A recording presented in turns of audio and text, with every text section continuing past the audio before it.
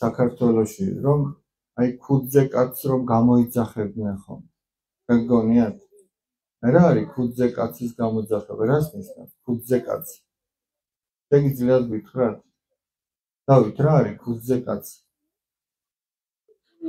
ქუდზე კაცი იხმებს ნიშნავს, რომ ყველა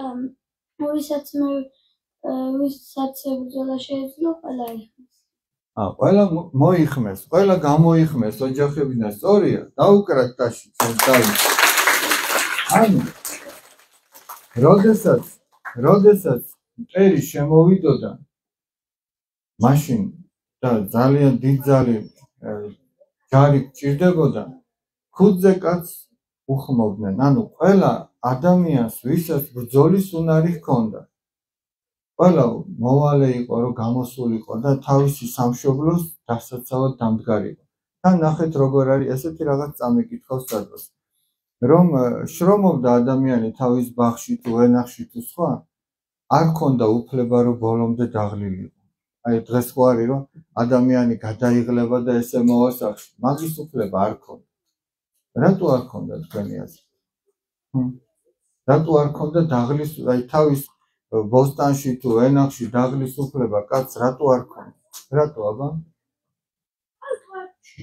ალბათ იმიტომ, რომ მაშინ ხო იყო ხომ ეს ომები და შეტევები და რა დაიღლებოდა, ხო აღარაფერს გააკეთებდა ის. შენგენაცვალე. რო არ დაღლილიყო, ეგრე უფრო ჯორჯიანად იქნებოდა. შენგენაცვალე, აი ყოჩა.